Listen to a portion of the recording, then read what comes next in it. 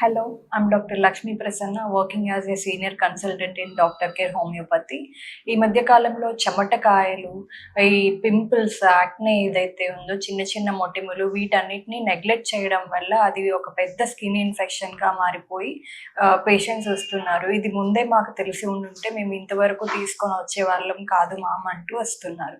ఈ చెమటకాయల్ని, చిన్న చిన్న మొటిమలని నిర్లక్ష్యం చేయవచ్చా? చేయకూడదా?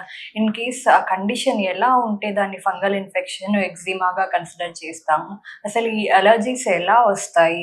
ఈ అలర్జీకి పర్మనెంట్ సొల్యూషన్ అనేది ఉందా హోమియోపతిలో అనే దాని గురించి మనం ఈరోజు డిస్కస్ చేసుకుందాం.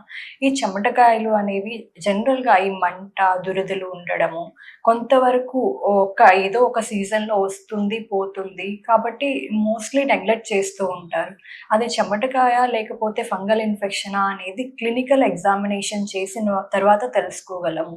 మీరు చెమటకాయలు అని చెప్పి వదిలేయడం ద్వారా అది ప్రతి సీజన్‌లోనూ అగ్రవేట్ అవుతూ, ఈ చెమటతో పాటు వస్తున్న మంట, దురద ఎక్కువైపోవడము, అది స్కిన్ అంతా కూడా వ్యాపించడము. ఇనీషియల్‌గా ఒక చోట రావడము, అది సర్క్యులర్‌గా ఫార్మ్ అయిపోయి బాడీ అంతా స్ప్రెడ్ అవుతూ ఉండడము. ఇలా 2 ఇయర్స్‌లో 1.5 ఇయర్‌లో బాడీ అంతా స్ప్రెడ్ అయిపోయిన తర్వాత ఇలా వచ్చేసి ఇది ఏంటి మేడం మేము చెమరకాయలని వదిలేసాము. చిన్న చిన్న బంప్స్ లాగా వచ్చాయి. అప్పుడప్పుడు దురదగా, మంటగా ఉంటుంది. ఇప్పుడు శరీరం అంతా వ్యాపించేసి అది మంట, దురద ఎక్కువైపోయింది అని చెప్తున్నారు పేషెంట్స్. ఈ ఎండలకి వస్తున్న చెమరకాయలు ట్రిగర్ చేసేవి డిఫరెంట్ ఉంటుంది. ఫంగల్ ఇన్ఫెక్షన్ అనేది ఎండల్లో అగ్రవేట్ అవుతుంది. ఈ చెమట వల్ల అగ్రవేట్ అవుతుంది.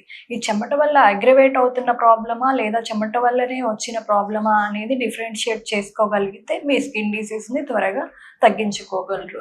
ప్రాపర్‌గా కన్సల్టేషన్ అనేది తీసుకొని డాక్టర్‌తో కమ్యూనికేట్ అయ్యి ప్రాబ్లమ్ ఏంటో తెలుసుకొని, అది ఆ అలర్జీ అనేది ఫుడ్ వల్ల వస్తుందా? లేకపోతే మీ స్ట్రెస్ వల్ల అని వస్తుందా? లేదంటే నీకు పొల్యూషన్ వల్ల వస్తుందా? దేనివల్ల ఇది ట్రిగర్ అవుతుంది? అసలు ఎలా స్టార్ట్ అయింది? డిసీజ్ ఏంటి? అనే దాన్ని ఫైండ్ ఔట్ చేయడం వల్ల పర్మనెంట్ సొల్యూషన్ అనేది ఇవ్వగలం హోమియోపతిలో. ఈ హోమియోపతిలో ఎలా ట్రీట్ చేస్తాం ఈ స్కిన్ డిసీజెస్ అనే దాని గురించి ఇప్పుడు మాట్లాడుకుందాం. హోమియోపతిలో ఈ డస్ట్ అలర్జీ, స్కిన్ అలర్జీస్‌కి ఎలాంటి మెడిసిన్స్ ఉన్నాయి? మనం హోమియోపతి ద్వారా ఎలా ట్రీట్ చేస్తాం అనే దాని గురించి మనం తెలుసుకుందాం. ఈ డస్ట్ అలర్జీ కానివ్వండి, స్కిన్ అలర్జీ కానివ్వండి, ఇవన్నీ కూడా మనం హైపర్ సెన్సిటివ్ రియాక్షన్స్‌గా చెప్తాం. ఈ హైపర్ సెన్సిటివ్ రియాక్షన్‌ని మీ బాడీలోని రెసిస్టెన్స్ తక్కువ అవ్వడం వల్ల, ఇమ్యూనిటీ తక్కువ అవ్వడం వల్ల వస్తూ ఉంటాయి.